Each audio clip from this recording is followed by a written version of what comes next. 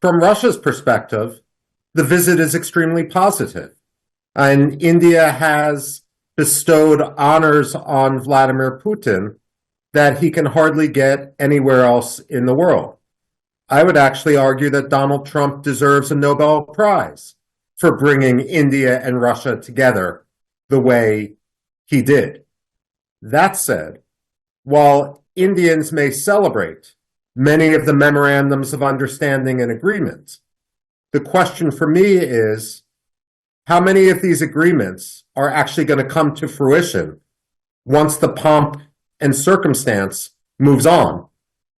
And second of all, how much of the decisions being made now are motivated by a true melding of interests, and how many are being motivated by animosity towards the way which President Donald Trump has treated Prime Minister Modi and India more broadly?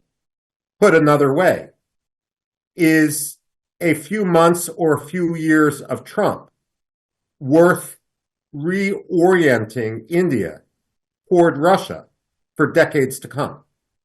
The primary mechanism by which the Trump administration pushed India closer to Russia was the erosion of trust in the US as a reliable, non-transactional partner.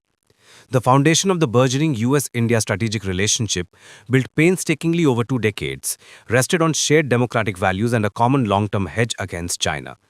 The Trump administration, however, consistently prioritized immediate economic grievances over strategic geopolitical alignment.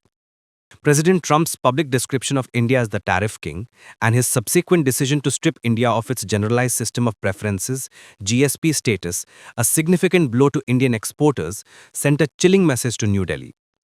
For the Indian leadership, which views foreign policy through a lens of national sovereignty and non-alignment, the US approach began to resemble a demanding creditor rather than a strategic peer. Perhaps the most potent accelerant to the India-Russia alignment during this period was the threat of US sanctions under the Countering America's Adversaries Through Sanctions Act (CAATSA). This legislation, aimed primarily at penalizing Moscow, hung like a Damocles sword over India's acquisition of the advanced Russian S-400 Triumph air defense system. This is where the ex-Pentagon official's charge of hypocritical US lecturing finds its sharpest edge. Washington was simultaneously demanding that India pivot its defense procurement away from Russia, a decades-old defense partner that had stood by India through critical moments, while at the same time imposing economic penalties and questioning India's strategic value via trade disputes. The US position was essentially, sever your vital proven defense ties with Russia, a relationship that ensures your immediate security needs, and instead rely entirely on us, but be aware that we may slap tariffs on your goods tomorrow. This approach was viewed in New Delhi as an egregious violation of sovereign choice.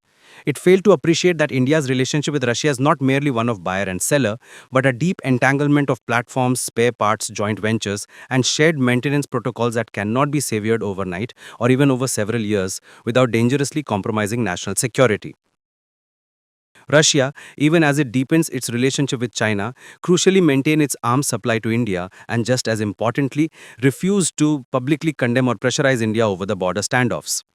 Moscow's position was of neutrality, offering a stark contrast to the West's more nuanced, often slow or conditional responses. The ex-Pentagon official's charge of hypocritical US lecturing thus encapsulates a profound strategic failure.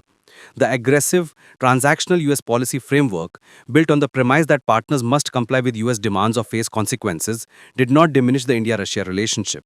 Instead, it provided New Delhi with the motivation, the justification, and the political urgency to double down on the Moscow relationship, viewing it as a necessary firewall against the unpredictability of Washington.